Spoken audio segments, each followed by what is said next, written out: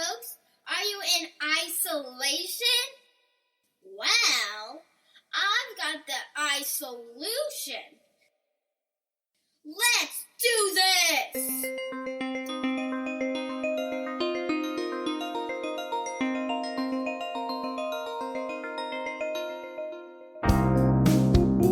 Ooh. Ba-da-ba-ba. All right. Promoter 101. Promoter 101. Promoter 101. Promoter 101. Promoter 101. Promoter 101. Promoter 101. Promoter 101. Promoter 101. Promoter 101. Promoter 101. Word. Hi, this is Steve Martin, not the actor, not the PR guy, the agent from APA. I'll be on Promoter 101 podcast. Welcome back to the Promoter 101 podcast. I guess that might just be a tad presumptuous. I just assumed that you've all listened to the show before right off the bat. I am sorry to any new listeners that have just found this podcast for the very first time. Welcome. And what the fuck took you so long? I mean, this is episode 210 already. We've already done a farewell tour. We've reunited and got the band back together. It's time for you to catch up. This is a welcoming place, Dan. Everybody is invited to Promoter 101, and it is episode 210 indeed, and we've got a great episode ahead. We are continuing these cyber panels that Dan has been putting together. Industry discussions of the latest happenings during the coronavirus shutdown. Today we're joined by APA's head of music, Steve Martin, Works Entertainment's David Britz, Joe's on Weed Street's Ed Warm, also an ACM board member. AEG presents Mike DuCharme, and Charity Network's Nichol Carlson for a sit down with Dan. Get ready for it. It's coming up later in the podcast. What a very fun, talented, well-rounded group of people. I got to tell you that David Britz at Works Entertainment makes some very fine points, Luke. I think you should get to know that guy a little bit better. You know, next time I walk by the water cooler, I'll say something to him. That's right. You guys have met, haven't you? Anyway, for our new listeners and our longtime loyal listeners, episode 210 starts right now. Hey, this is David Britz from Works Entertainment, and you are listening to Promoter 101. Tweets of the week. Before we get to the cyber roundtable that you all are here for, it would not be Promoter 101 without some tweets of the week from Mr. Dan Steinberg. Dan, you were a little quiet this week. Everything okay? You need to talk to somebody? I do. I think I need to talk to agents. I need to talk to managers. I need to talk to artists because no one is working right now or at least doing any deals. So I have nothing to bitch about that anyone is there to tweet about because no one has got the time to doing ridiculous things right now. Everybody's just shut down. So until we get back up and running, I don't have much to complain about. It's driving me fucking nuts. Okay, then. Well, here's some tweets of the week. Well, 7 seasons of The West Wing came in handy while speaking to government officials today across our great nation. Hashtag channeling Josh and Sam. It's nice when your hobby and your job can fall into line. No doohickey needs to make a comeback during these trying times. Hashtag kid of the 80s. I mean, why not, right? Love the 80s sayings. Maybe we get some new kid stuff, like Hanging Tough and all that stuff coming back. It'd be great. That'll do it for tweets of the week. Make sure you keep up with Dan on Twitter. He is at The Jew. I certainly am at The Jew. This is Mike DuCharme with AEG Presents in Kansas City, and we are on Promoter 101. So in our featured interview this week, we are very excited about another cyber roundtable joined with some great minds from this business, including APA's head of music, Steve Martin, Joe's on Weed Street, Ed Warm, AEG Presents Mike DuCharme in the house, Charity Network's Nichol Carlson, and David Britz from Works Entertainment. Check it out. Promoter 101, we have an amazing cyber panel today. From APA, Steve Martin. From Works Entertainment, David Britz. Joe's Bar in Chicago, Mr. Edward Worm. Mike DuCharme from AEG Presents. And from the world of charities and nonprofit, from the Charity Network, Nichol Carlson. Thank you all for being here today. Happy to be here. The timing is really interesting because President Trump literally just got done with a press conference in the last hour or so where he's decided some places can open up again as early as tomorrow. I think the bigger question is, besides affecting the stock market, Does he have any power here whatsoever that you think any of the local governments are paying attention to when it comes to opening up? Or you think the local governments, particularly the governors, are following their own lead and watching doctors, so to speak, instead of listening to the president? I think the stand-up routines every night at 6 o'clock are just hilarious, frankly. They're a lot of fun. It's like a Saturday Night Live sketch. He'll get up there and say something, and 3 other people will go, no, that's not true. So, yeah, it's up to the governors. Yeah, I think that's pretty clear. We're waiting for signaling from individual states on the next move, and it was interesting to see. I think it was the Midwest governors all banded together and decided that they're going to be working together with regard to opening up the entire Midwest. So I think we're going to see more of those kind of things, where you're seeing groups of governors working together and strategizing together to open up specific parts of the country. So I thought that was a good sign today. Now, it turns out that randomly, you guys are all spaced out pretty well across the country. So all major cities. Ed, you're in Chicago, which has turned into a pretty good hot spot the last couple weeks. What's the vibe there right now? The last 2 days, people are itching to get out and people are itching for businesses to reopen. But today was, I think, the second most deaths since this all started. So people are listening to the mayor of Chicago and the governor of Illinois. And with your first question, those two are certainly not going to listen to the president. So it'll be interesting to see which way it goes in Chicago, because you've got a lot of big businesses that really want to open up too. So, David, you're in LA, and as well as Nichol.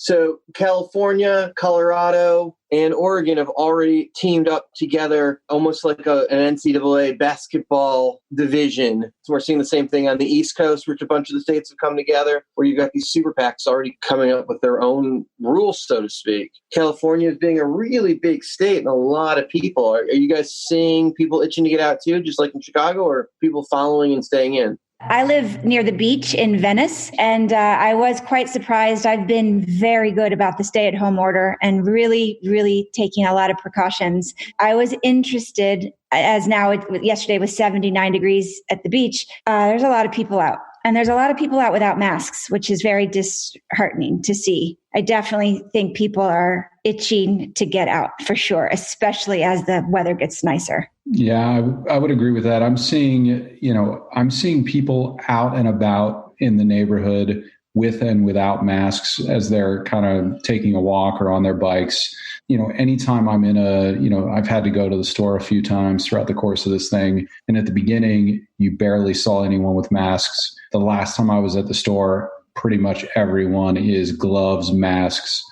They're not playing around, and honestly, they shouldn't be. You just shouldn't be out, without gloves and a mask. And you hear people trying to contradict or, try and rush this thing along. And the reality is, scientists are scientists for a reason. They know more about what's going on than we do, and we need to trust their opinion and guidance. That's what I'm doing. That's what my family's doing. And I encourage everybody to do the same. There's no one on this panel here that doesn't want everything to open up as quickly as humanly possible, but it also has to open up safe, because the worst thing that I think that can happen is if we open up too quickly, this thing spikes again and we open and close, and next time we close down, it's going to be worse. So that's what I want to avoid personally. So Mike D is in Nashville, Tennessee. The middle of the country seems to be responding a little different. A lot of states still didn't even close, still up and running, so to speak. So from the middle of the country, particularly where you're at, what's the vibe there? I mean, it seems like Nashville itself, all the tourist areas are just shut and locked down. Kansas City was really early. I think they locked down like the 12th. It was earlier. A lot of places went on the 13th. They might have even been the 11th. So we were a couple days ahead of some places. They're locked down currently till the 15th of May. St. Louis is locked down indefinitely. They don't really have an end date that they've disclosed. Nashville, like you said, there were people down on Broadway for St. Patrick's Day, which was very scary. There was still a ton of tourists out. My building has some, it's a mixed building with some hotel and things like that. So you had a lot of those people made me very nervous. So I went in the house, shut the door, and I haven't been out in over 30 days outside of having to get my grocery delivery, which is here. Like I haven't been anywhere and I haven't seen people. So it's kind of hard to tell what for me, from where I'm at. And I can see there's not a lot of people out downtown, but the weather is getting nicer. And I think talking to the staff and everybody, people are getting antsy. I think once you clear that 30-day mark, it's a lot for anybody. Steve, you're up in the New York area. Your office is in Manhattan, but you live out in the burbs, obviously. We're at Columbus Circle, yeah, and I'm up in the woods about 40 miles north. When they called in the National Guard originally in Manhattan, it looked like it was a parade with the people just all scattered on the sides of the streets in Midtown. It's like people really didn't seem to be taking it seriously there until very late and got hit, obviously, the hardest in the world. That seems like it'd be the scariest area of the country to be in. Yeah, it definitely is the scariest part of the country to be in. Hopefully it's leveling out. The deaths are going down. I might have mentioned to you, I have a nephew who's a physician's assistant at Mount Sinai. He's shuttling between Mount Sinai and St. Luke's on the west side. And he was one of the people you saw with a hefty garbage bag for his PPE. They couldn't handle the people coming in and the stress and the emotional stress and what's going to end up being PTSD for the people in the emergency room and the ICUs is severe because they're not used to people coming in and dying on them in these numbers. They used to keep people getting better and leaving. And the scenes in the intensive care when they're intubating people, putting them on ventilators, it's just incredibly sad because people know they're saying goodbye to their loved ones via FaceTime with the nurses and the doctors facilitating that. And it's taken an enormous emotional toll. New Yorkers will still go at it, but I haven't been in Manhattan, unfortunately, in a while. I would like to go down just to take a drive, but my family's saying, don't do that. If you get into a car accident, what'll happen? But friends of mine down there, more people are wearing masks and they're taking it seriously because we're getting to a point where everybody will know someone who's died from it or knows somebody who's had it and gotten through it. And I know 2 people that have died from it and probably another 8 that have gotten through it. And those numbers are going to go up. There's going to be no good news on this for a while. There's a lot of harsh realities going on out there. I think the question we all keep hearing is when are shows going to start? And I think we've all come to a realization that the last thing that's going to happen is sports and concerts. I think we're all at a point where we realize that governors are going to start the clubs and the theaters and then the arenas and then the stadiums. It's going to be a ramp up before we're going to be able to see festivals with large numbers. That it's going to, we're going to start small with the 10 people and the 50 people. I think the president probably got that right with his level of rolling things out, that it's going to be very small, then still small, and then just a little bit like releases at a time until we get back to a point where we can put people in a room to listen to music. So bad news for our industry all the way around, regardless of how it opens up around the country. It seems like we're going to be the last ones back in business. Yeah. This seems like an interesting moment for the industry that you're in, Nichol. People are worried about money, and at the same time, people are all seemingly very charitable right now. It seems like there's a lot of things going on. How is this affecting your world? Yeah, you're exactly right. So for the 2 platforms that we work with, Prizeo, sweepstakes platform, and Charity Buzz, which is an auction platform, it's definitely been interesting because what we've always focused on and gravitated towards are physical experiences with artists, celebrities, business people. And we're definitely made a very quick shift to go more towards virtual experiences. So easier on everyone involved. And the artists are definitely coming to the table with regards to one-on-one concerts. We're getting ready to launch some pretty amazing campaigns with some amazing artists that are looking to activate, getting people excited about music and making sure that they stay engaged, but also raise money for some really, really amazing causes. You're right. It is a tough time to be asking people for money. The sweepstakes platform is just $10. That's all it is, a chance to virtually meet your favorite artist one-on-one. And those can raise quite a significant amount of money in a short amount of time. On the Charity Buzz website, we're seeing a lot of actors. I've had a ton of actors reach out directly because they're all home and they're all bored. We've got people from Homeland, people from Game of Thrones, all these different people that The actors are just sitting around. So they want to do all these Zoom calls and raise money for their favorite charities, because so much of these, the relief efforts for COVID, that is real and that is there, but still wonderful organizations still need to be raising money every single day. So it's a mix of what people are coming to the table to support. So that's some good news, a little bit of silver lining. People are giving of their time. It seems like everyone in the world is available right now. Everyone is available. All of a sudden, there's no problem to schedule these things. They're like, can we do it now? We're bored. We'll do it now. So it's fun. It's good. Literal list on my desk of people that I've wanted to be able to meet, whether they're in the industry or not, that I've been keeping tabs of reaching out to people and finding that you reach out to someone and ask if they can make time over the next couple of weeks. Everyone responds. They've got nowhere else to go. They're happy to take the time and have the distraction. So it seems like there is a silver lining there. The people you could normally have a very hard time getting on the phone, this is probably the time to try that. And it's nice to see even celebrities are giving of themselves right now. That's very cool. Ed, you've got a business that you can't do virtually. You need the human experience to sell beer and to have them in your venues, whether musicians are playing or not. What does the future look like in Chicago as far as opening up at any capacity? We don't know. They haven't given us any guidance, and we worry about capacities to start with, where they're going to ramp it up, what they're going to let us out with. We heard Wisconsin was starting at 25% when they were going to open up in places. And how does that look with shows that you have booked? We all know that shows don't work at 25 or even 50% capacity. So what do you do? Do you do 2 nights with somebody for the same amount of money? Are 25% of the people not going to have money to go out, and another 25% of people afraid to go out? So what you think might be 50% might really, who knows? My math that I just did, but it's scary, and we don't have any guidance. Well, I mean, you're GA, so thank God for that. At least 25% of the house you can still figure out somehow, opposed to the seated venues, which is more of Mike's day-to-day world of figuring out how you do social distancing in a reverse seated setup. When they let us go back, they're going to make us space people out, and how you make that tight deal work. So I think a big thing that we're all going to have to focus on is, we'll all figure out how we're going to seat people and how we're going to let them in, how it's going to look like when they're in. But I think a big thing that people are going to that customers are going to look for and the governments are going to look for is how you let people in and how you do your entrances and how you're checking people, and from standing in line to are we taking people's temperature? How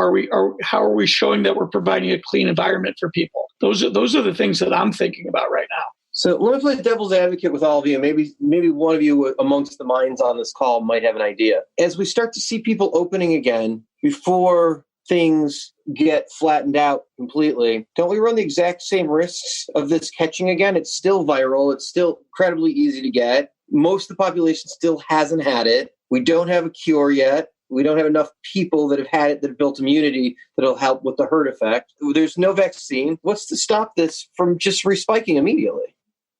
The fact that you're all shaking your head scares the shit out of me. I mean, nothing. I don't think there's anything to stop it from spiking. I think we're, trying to actively open things again too quickly is, like David said, just going to perpetuate the problem. I would rather us all continue to hunker down in the short term and try to get on the other side of it as much as we can. I think the reality of trying to put a show on sale and sell tickets right now is abysmal. I don't think anybody's going to be buying tickets. I don't think it's wise to try and get people back out there. I don't know how you separate people. Even if you have a GA room, if you could put X's on the square and expect people to stand there, they're not going to stand there. If you kept them spaced out in line, how do you handle it at the bathrooms? How do you handle it at concessions? We are actively looking at how we, take above and beyond precautions and cleaning on a daily basis. And we were starting to do that leading into this, and, hand sanitizer stations everywhere. A bunch of extra precautions, which are expensive. So we're adding expense in a time where, we already have uncertainty of how things are going to perform, but we have to bake that into the model of how we look at shows moving forward, because I think that's the reality we're in. Okay, so we saw Jazz Fest cancel yesterday, which I think is going to be the first of the festivals at the end of the summer where we're going to start to see some of these start to fizzle away, because what looked like an impossibility when we moved some of these events is coming to fruition. You guys see any of these festivals in America playing out?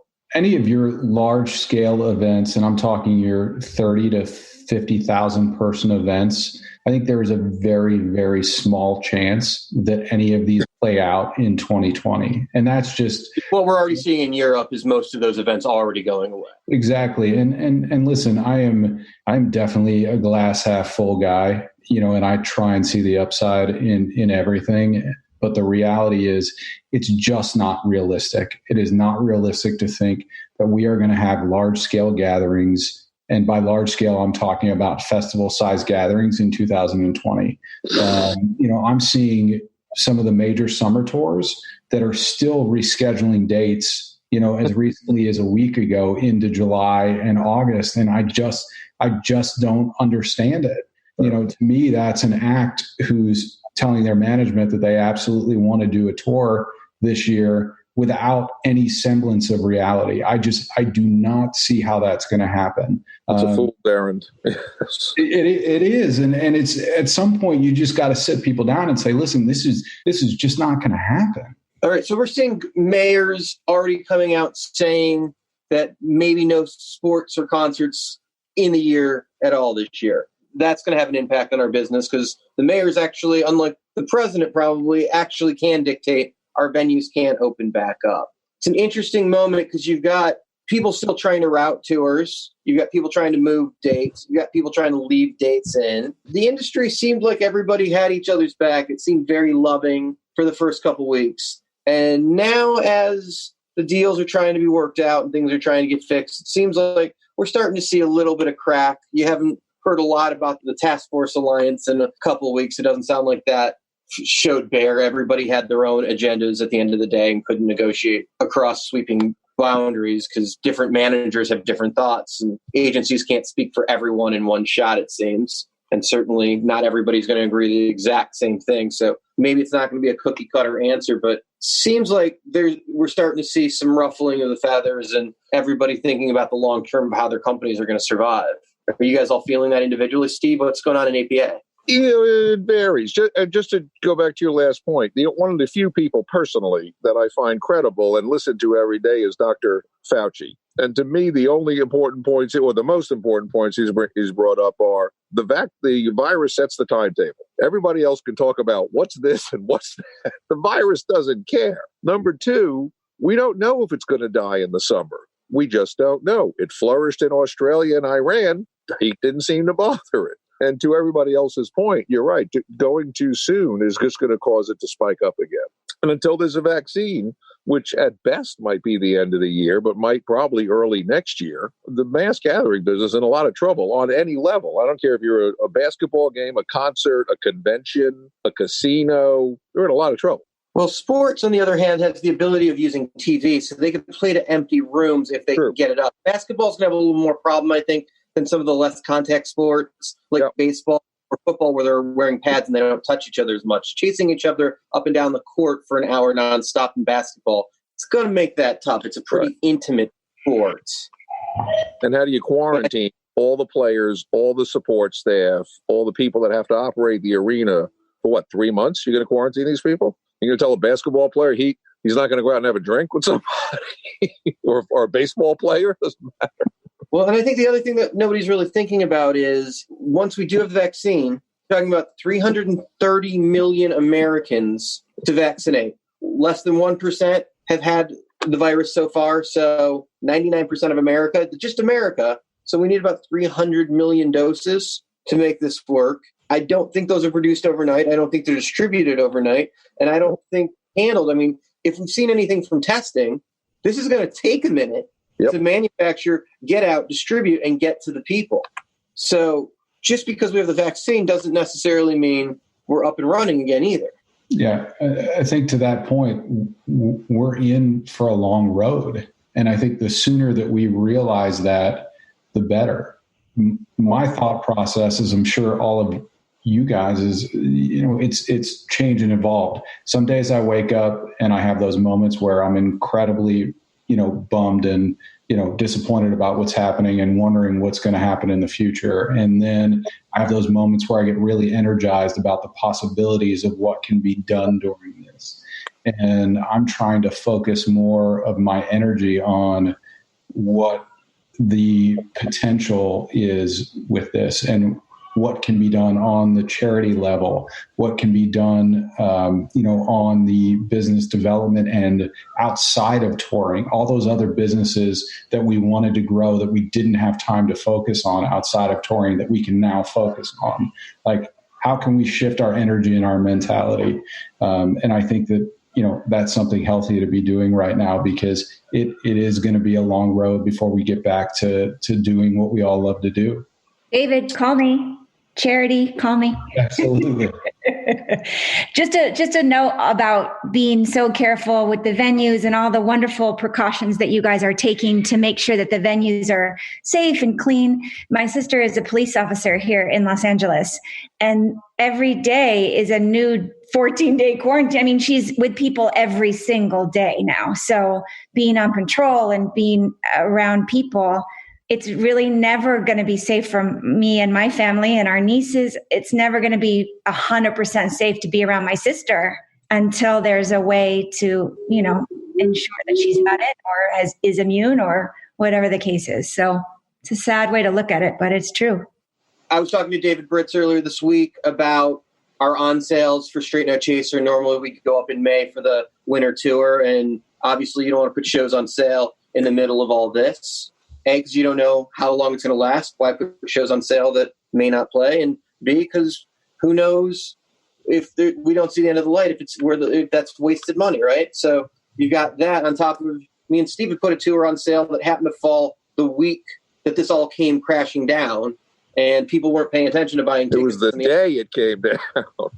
Right. So in general, an act that I've done for years that always breaks with usually between 30 and 70% of the house between the pre-sale and the on-sale went up with about 7% of the house. Like, I was going to say maybe, yeah. I was surprised that sold that many tickets, to tell you the truth. But amazingly, and it's a market we've done before, we know that there's a demand there. So it's just the focus on the attention's just not there. And by the way, that show is not particular to the time. Everything we put up that week was way off. And, it's just like, luckily most of those shows are going to have to move anyway, and we're going to have another chance to break most of that stuff. You could see that anything you're putting on sale or tried to put on sale, people aren't thinking about going to shows, and people aren't spending money on concerts right now. If you're looking at daily wraps, nothing's moving. And when the unemployment hits 20%, what do you think is going to happen then? I talked to this about my staff. Everything's interconnected. Our business is connected to every aspect of the hospitality business. And when I said to on one of the staff calls, Macy's just laid off 130,000 people, right? AMC is closing. Those are the people that buy tickets to our shows. The American Mall is going to go over the cliff any moment, because Macy's is an anchor tenant, AMC is an anchor tenant in a lot of those places, and the malls were on the edge of the cliff before this happened.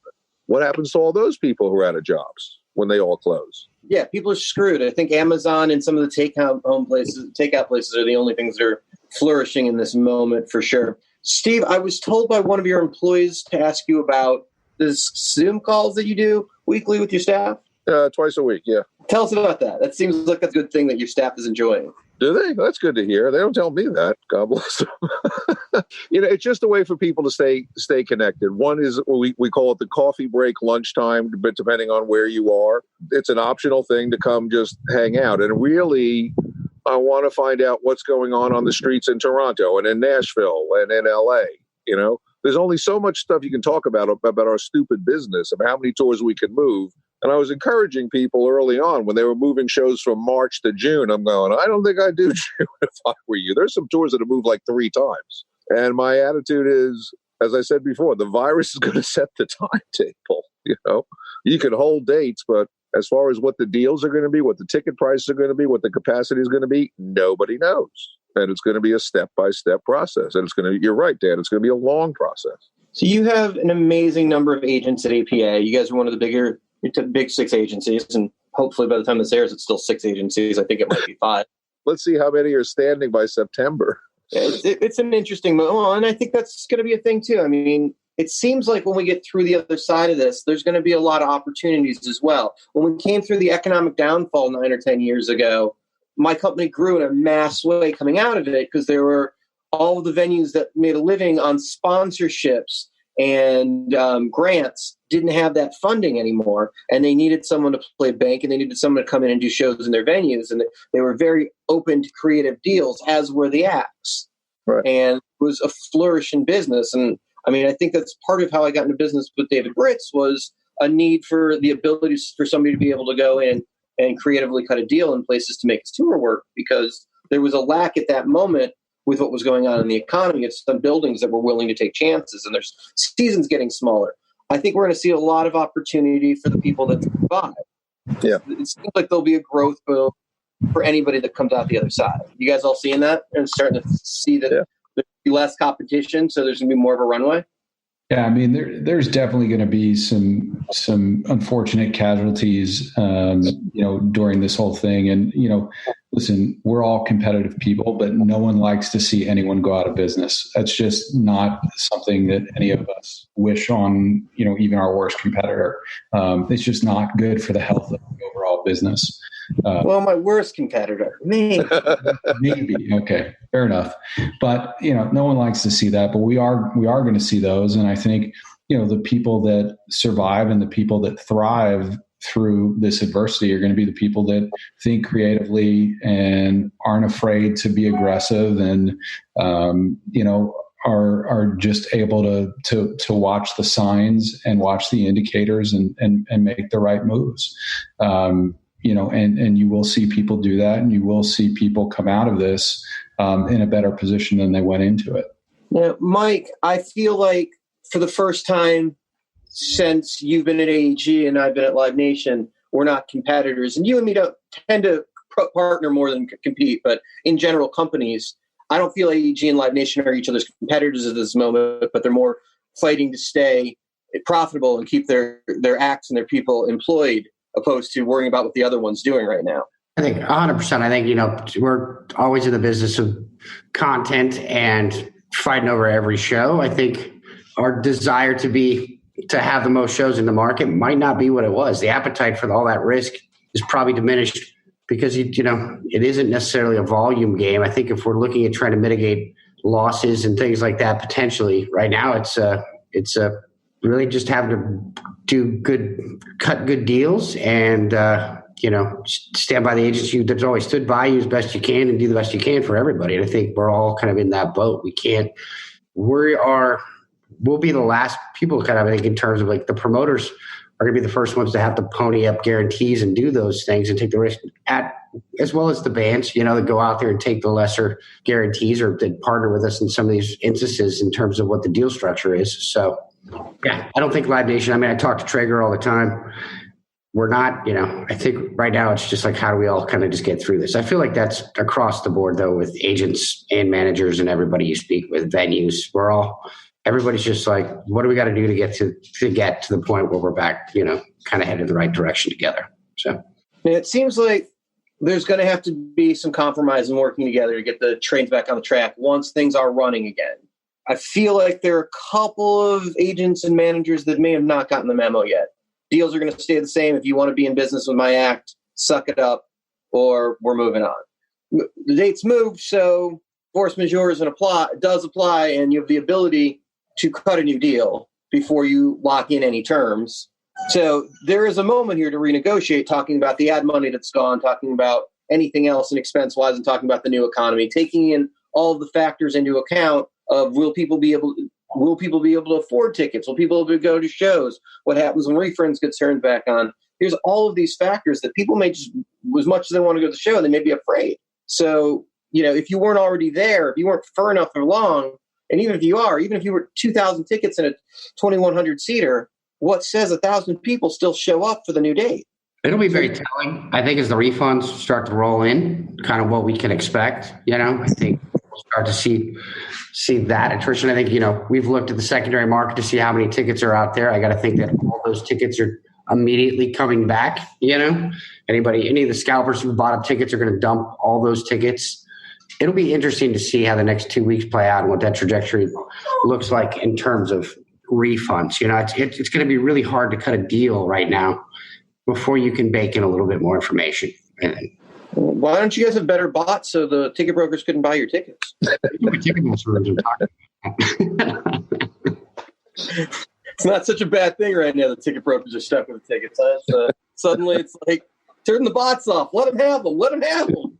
Spread some risk. Yeah, those poor ticket brokers. We need to help those guys. They're not going to be in business on the other side of this. We're giving them an out, so we have to. Right. David, your acts are all off the road, but they need to make revenue. You were talking about creative ways that you guys might be able to get the CAD register going again. What are some of the things that you're trying to do to stimulate sales? I think one of the things that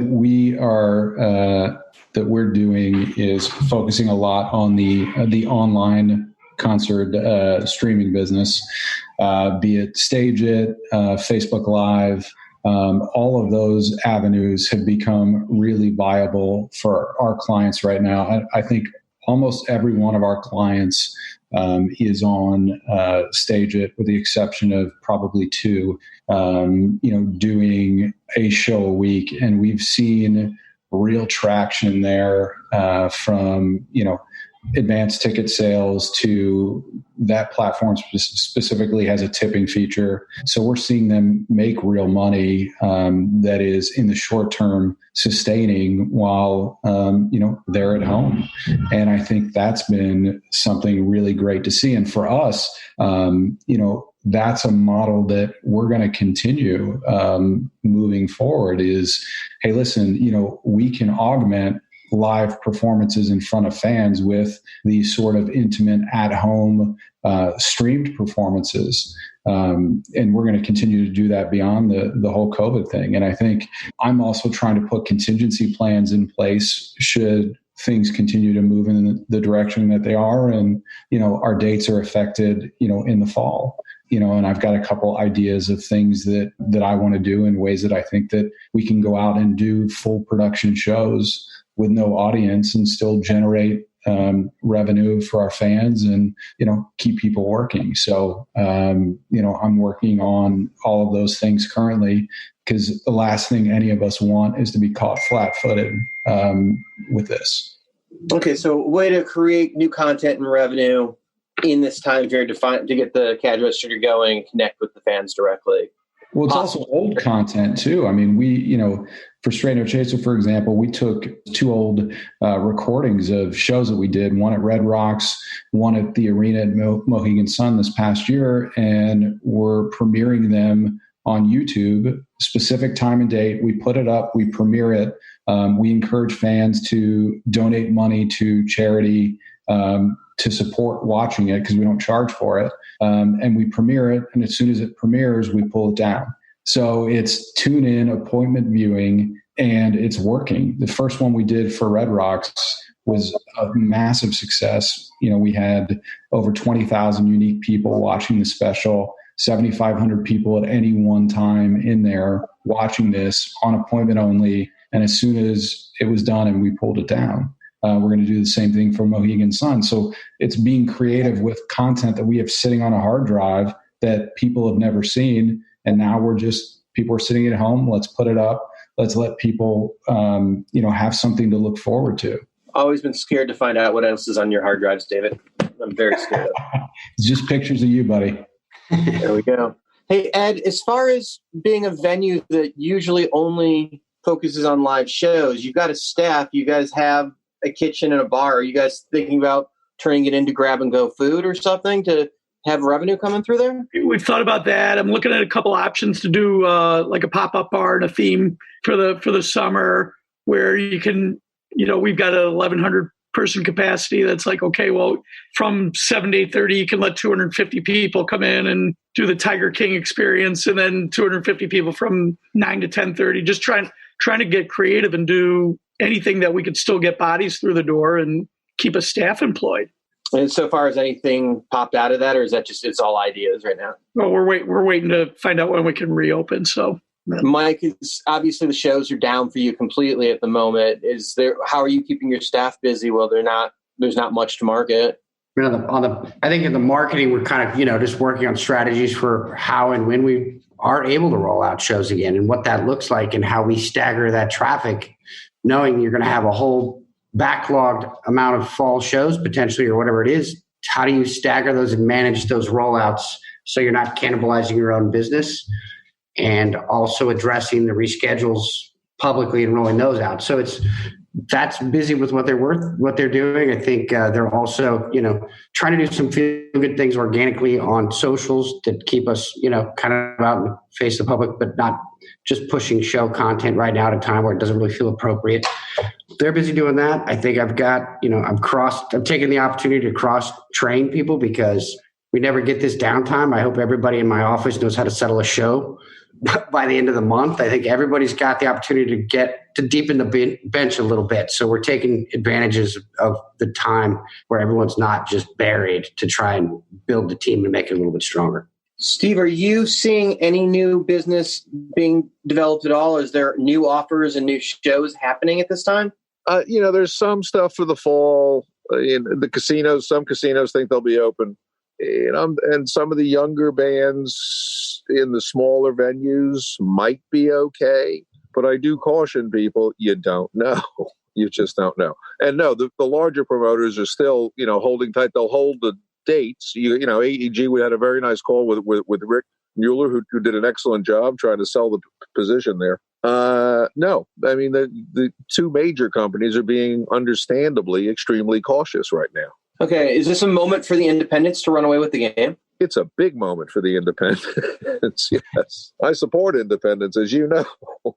Your model is quite good. Yeah, I gotta say, I would be terrified to not have the umbrella that I'm under at the moment, which right now, 18 months ago. I'm not sure this come up that based on the volume that me and Jason carry, that we would have been able to find the other side of this moment with how long this is going. All of the independents that I had talked to when this first came down said, we've got great cast position. This is a huge opportunity. We're going for it. And now that Live Nation and AEG maybe aren't sending offers for a moment, we're on this. I'm kind of wondering, and I'm seeing some of these guys put shows on sale. And if you look at the Ticketmaster active map, these on sales are not working out for them.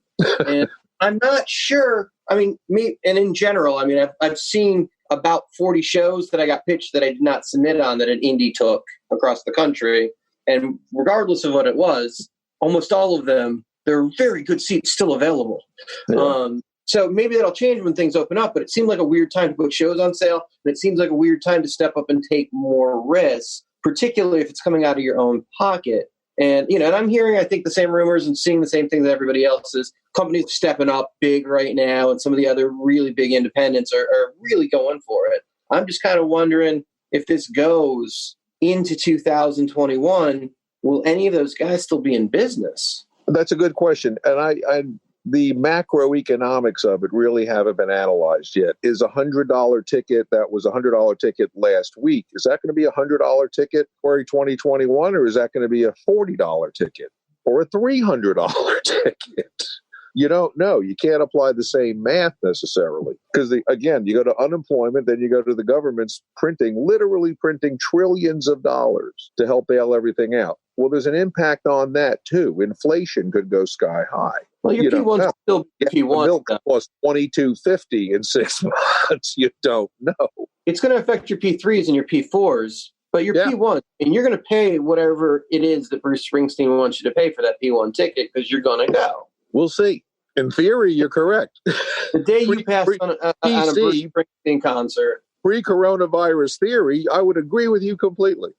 You may not value the artist as much, but your platinum artists that are just on the top tiers of touring every year are still going to be have the rich audience that are going to come out and buy them. The people will always be able to get those seats. Absolutely. How that filters down to the rest of the industry on the acts that is quite in demand is going to be a whole different case. Right. Nicole, what opportunities are out there right now for your side of the industry? That is a great question. What I think that what we're doing right now with pivoting into these virtual experiences, we've never done them before. So it's, we've got, I know this isn't music, but a virtual golf lesson with Rory McIlroy coming up. Cool. A virtual workout with Conor McGregor, and a virtual guitar lesson with Pete Townsend. So we'll be able to see in the next couple of weeks if people value that sort of not really in-person experiences, but still one-on-one experiences with a celebrity, with an artist, if they value that as high as they would normally on Charity Buzz. And that'll be interesting. And we'll see all those roll out in the coming weeks.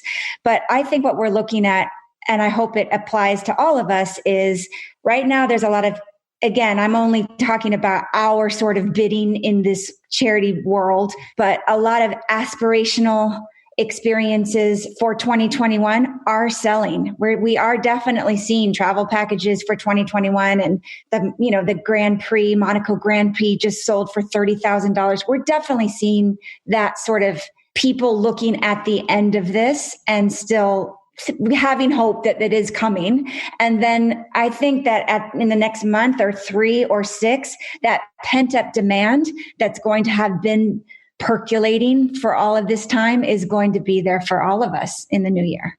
All right. Before I let you guys go, and I can't thank you guys enough for making time, what's the good news in your mind that's going to come out of this? I mean, a lot of us are seeing, at least Mother Nature is seeing some effects of pollution go away at the moment. What's the one thing that's coming out of this that you're like, okay, the silver lining for me is this? Let's start with you, Mike. I'm happy. I had a pretty good run of shows leading into, I think, the 11th. I probably saw 8 shows in 2 weeks, which was a lot of nights out, and I'm glad I did it. But I think anytime you take a step away and you're not able to have those experiences, you come back a little bit more inspired and with a little bit more gusto to get back after it. And I feel that way about this. I can't wait to go to a show again. I can't wait to get back to work again and be going in that direction. And, it's all the festivals we do. I'm excited to go to a festival. I'm excited to get to work on it. I think we got a lot of downtime to really polish what we do in terms of every aspect of it, from the customer experience to how we market it and the branding. That part has me excited. I think, I watched the Coachella special, and it was pretty inspiring to me just to watch that, and just to kind of gave me a lot of enthusiasm. The music isn't going away. People still want this experience. It's just, what point do we get headed back in that direction? So hopefully in time for Coachella in the fall. Ed. I think Mike echoed exactly what I was going to say, that people will be starved for entertainment. People are starved for that connection. I do think they're going to, I temper myself, because I do think a lot of people aren't going to have money. The Macy's people, the people laid off from Gap, the people laid off from everywhere, all the retail, the salons. But I think people want the experience that live music provides. And I really, that's the one thing that keeps me going. And I just keep thinking and saying to my team, how can we do things better and provide an experience that is even more enjoyable, and that they can walk out of there and feel safe. So I think that's going to be really important for all of us. Yeah. Nichol, what about you? Silver lining. I just think, on a personal note, because things have slowed down a little bit, it has definitely given me time to reach out to people that I haven't talked to in a long time. Everybody wants to be on Zoom or Skype, so it's nice to see faces that I haven't seen in a long time. And you realize when you're in isolation like this, how much you miss the human connection. So that is my silver lining, is that at least every day I at least talk to 1 or 2 people that I haven't spoken to in a long time. Well, I appreciate the call. Thanks. You're next on the list, Dan. Yeah. Uncle David Britz, what's the silver lining for you?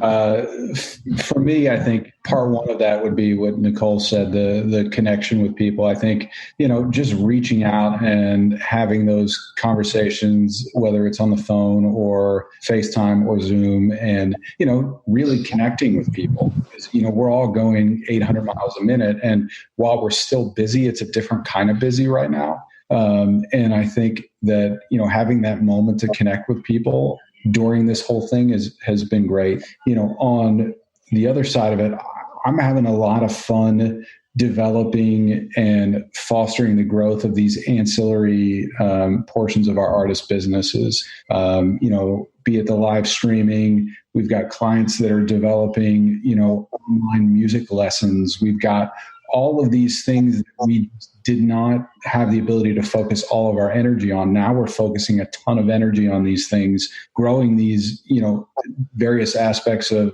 their business. When we're back up and running with live touring, to have these other businesses that we've really spent a ton of time on during this quarantine really growing and thriving, together with a thriving live business, is only going to further develop our clients' business. And that's fun for me, because what that does is instead of spending this time wallowing, we spent this time, setting a path for growth for our artists. And that's what I want to be doing, because I can't sit here and be negative all day. And this is, the idea of growing and building and doing. That's what's keeping me going. And I'm having a lot of fun doing that.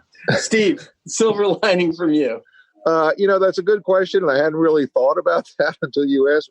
I think hopefully my silver linings are aspirational in terms of, I hope this brings a greater kind of empathy and kindness around the country and around the world when everybody's stuck in the same problem and facing the same things, and some perspective and gratitude on many levels, and as you said, the ecology, there's a theory that this is a big FU from Mother Nature, like I've had enough. You guys got to calm down.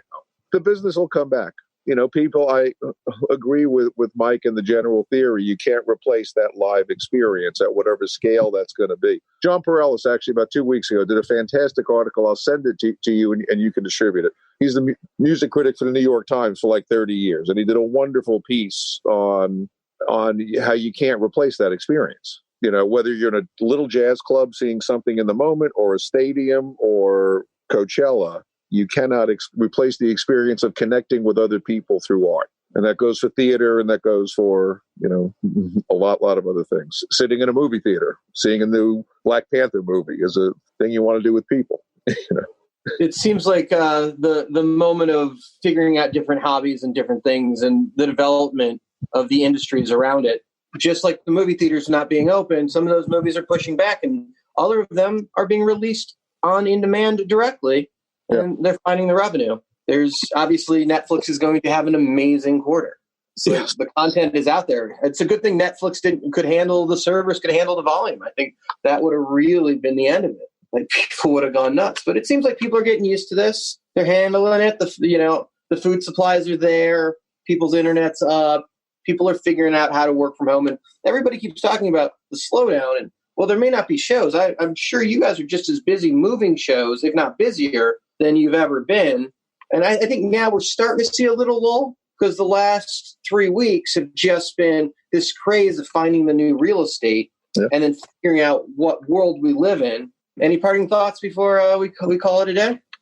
Everybody's shaking their head. I can't thank you. Thanks for meet everybody. Nice to see some of you guys. David, we'll see you soon. Nicole, nice to meet you. Thank you very much. Nice to see you. Connor, you're doing a hell of a job. Thanks for having us. Take care, guys. Thank you. Thank you. What a great discussion. It was great to hear some ideas on how this industry, despite all its challenges, is finding a way to find new areas of growth and revenue. Hi, I'm Leslie Olenek from Live Nation Touring, and I'm on Promoter 101. Our quote of the week comes to us from the wise man, Catfish Cooley. That's right, Catfish Cooley, the Southern comic that I don't think owns a t-shirt, loves overalls. You ever done something you know is stupid? I find him to be wise, Luke. Don't you? I certainly know that I have absolutely done a few things stupid. You ever done something you know is stupid? Hello. Gerald B. Henley here, doing Promoter 101. That'll do it for episode 210 of Promoter 101. Thank you for tuning in, and thank you to our wonderful guests in today's Cyber Roundtable. That's APA's Steve Martin, Joe's on Weed Street, Ed Worm, AG Presents Mike DuCharme, Charity Network's Nichol Carlson, and Works Entertainment's David Britz. Thank you so much for tuning in today. I hope you enjoyed this panel. If you like what you heard, we want to hear it. Email us at steiny@promoter101.net if you have any ideas for the next panel, for the next discussion, the next ideas that we want to put forth here. So hit us up, steiny@promoter101.net. We want to hear from you. We'll be back next Monday at 5 p.m. Pacific, 8 p.m. Eastern, and midnight Greenwich Mean Time. It's going to be a very special interview. Luke is going to do a one-on-one sit-down interview, and this one's very, very, very cool. CAA's Anna Jacobs right here with Luke, one-on-one next week on Promoter 101. Very excited for Ina in episode 211 of Promoter 101. Make sure you join us next week. Until then, we're wishing you very happy and healthy lockdown. And we get back to those sold-out shows in the very near future for the weeks to come. Cheers, and call your mother. Mark Campana. I'm with Live Nation Concerts, and I'm on Promoter 101.